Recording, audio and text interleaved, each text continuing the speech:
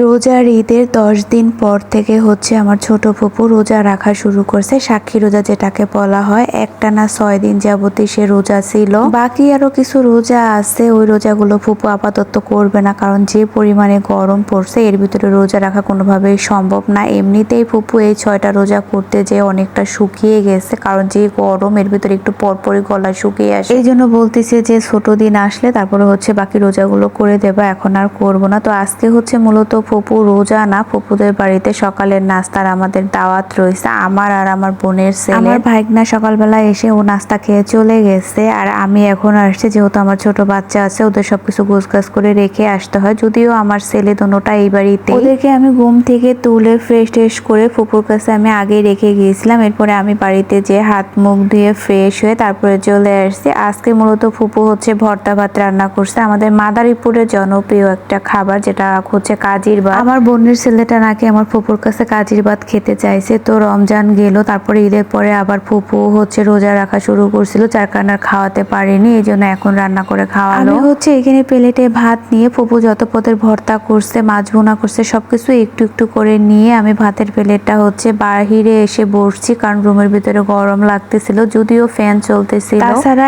এইরকম ভর্তা ভাত হচ্ছে খোলামেলা পরিবেশে বসেই হচ্ছে খেতে ভালো লাগে। আর আমার ফুপুর বাড়িটা তো অনেক ভালো লাগে, একদম গাছ গাছালি দিয়ে পুরো বাড়িটা ভরা। আর ফুপু যেহেতু এখন থাকে একদম পরিষ্কার করে ফেলছে, এই জন্য হচ্ছে আর প্রচুর বাতাস, যার কারণে আমি বাহিরে এসে আর কি খাবারটা খাচ্ছিলাম, কারণ বাহিরের পরিবেশ দেখে এই খাবারটা অনেক ভালো লাগছিল। বাহিরে বসে একটু একটু সব পদের ভর্তা দিয়ে খাওয়া শেষ করে সব পদের ভর্তা একত্র করে ভাতের সাথে মাখিয়ে এখন রুমের ভিতরে এসে খেয়ে নিচ্ছিলাম, যেহেতু আমার ছোট ছেলেটা রুমের ভিতরে শোয়া। আমি খাওয়া দাওয়া শেষ করে ওই প্লেটটাই পরিষ্কার করে ওর ভিতরে একটু ভাত নিয়ে মার জন্য সব পদের ভর্তা রেডি করে নিয়ে যাচ্ছিলাম। ফুপু বলতেছে সবকিছু একটু বেশি বেশি করে নিয়ে যাও, তা না হলে এত খাবার আমি একা খেয়ে শেষ করতে পারবো না। কাজের ভাতটা আসলে যখন একটু হালকা হালকা ঠান্ডা থাকে ওই সময় খেতে ভালো লাগে, যেহেতু অনেক পদের ভর্তা দিয়ে খেতে হয়। এই গরমের ভিতরে এত পদের ভর্তা দিয়ে আসলে ভাত খাওয়ার পর অস্থিরই লেগে যায়। মায়ের জন্য আমি ভাতটা নিয়ে সব পদের ভর্তা দিয়ে সাজিয়ে এখন হচ্ছে বাড়িতে যাচ্ছিলাম। আর আমার ফুপু হচ্ছে কিছু ছোট ছোট হাঁসের বাচ্চা কিনে নিয়ে আসছিল, যখন আনছিল একেবারেই ছোট ছিল, মাশাআল্লাহ 1 সপ্তাহ অনেকটা বড় হয়ে গেছে। হাঁসগুলো যেহেতু এখন একটু ছোট, যার কারণে ফুপু খাঁচার ভিতরে রেখেই হচ্ছে পালন করতেছে। ফুপুদের বাড়িতে আশেপাশে প্রচুর বাগান আছে, যার কারণে হচ্ছে ভয় থাকে, অনেক সময় বেজি আসে, তারপরে শিয়াল আসে, যদি নিয়ে যায়। আমার বড় ছেলেটাও আমার সাথে আসছিল, কিন্তু আমি বাড়িতে যাচ্ছি, ও যাবে না। আমার ফুপু বাড়িতে ও আসলে যেতেই চায় না, তো ওকে রেখেই হচ্ছে আমি যাচ্ছিলাম। এই যে আমার মায়ের জন্য আমি প্লেটটা সাজিয়ে নিছি, মাশাআল্লাহ দেখতে অনেকটা সুন্দর লাগতেছিল। আজকে সকালবেলা অনেক ভারী একটা নাস্তা খাওয়া হলো, কারণ এত সকালবেলা আমি ভাতের নাস্তাটা খুবই কম খাই, বাসায় থাকলে তো খাই না, বাড়িতে আসলে যাও খাই, একটু দেরি করে খাই। আজকে মূলত বেশি সকালবেলা এত পদের ভর্তা দিয়ে ভারী নাস্তাটা খাওয়া হয়ে গেল। ভর্তা ভাতটা ভালো লাগছে খাওয়ার সময়, কিন্তু পরবর্তীতে আমার অনেকটা খারাপ লাগতেছিল আর কি। তো মাকে আমি এখানে খাবারটা এনে দিয়ে দিলাম। আর এই কাজির ভাতটা আসলে সারা বছরই মানুষ কম বেশি খায়, বিশেষ করে গরমের ভিতরে খাওয়া পড়ে বেশি। তো যাই হোক, খাবারটা মাকে রেখে দিয়ে আমি আবার ফুপুদের বাড়িতে চলে আসছি, কারণ ওদের বাড়িতে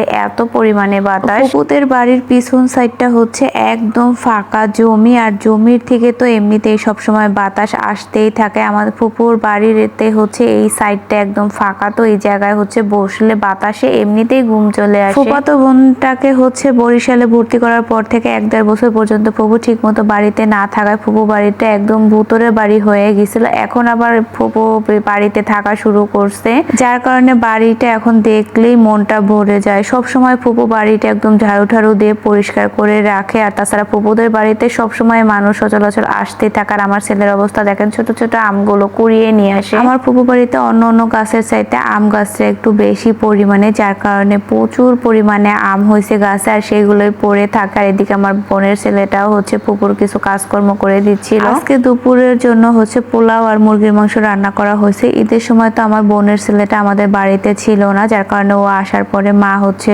পোলাও মাংস রান্না করেনি, এই জন্য আজকে ওকে রান্না করে খাওয়ালো। তো সবার খাওয়া হয়ে গেছে, এখন আমি খেয়ে নিচ্ছি। সকালবেলা ফুপুদের বাড়িতে ভর্তা ভাত খেলাম, দুপুরে আমাদের বাড়িতে হচ্ছে মাংস পোলাও, আবার বিকেল বেলা ফুপুদের বাড়িতে হচ্ছে নাস্তার আইটেম খেতে চলে আসছে। আমার ছেলে তো ফুপুদের বাড়িতেই বেশি থাকে, তো ফুপু পিঠা বানাইছে, আমার ছেলেকে পাঠাই দিছে তোমার আম্মুরে ডেকে নিয়ে এসে হচ্ছে ফুপুর হাতে গরম গরম তেলের পিঠা খাচ্ছে। খাচ্ছিলাম। খেজুরের গুড়ের পিঠার কোনো তুলনা হয় না, অনেক মজা হয়েছিল পিঠাগুলো। তো যাই হোক, এই ছিল ছোট্ট একটা ভিডিও। সবাই ভালো থাকবেন, আল্লাহ হাফেজ।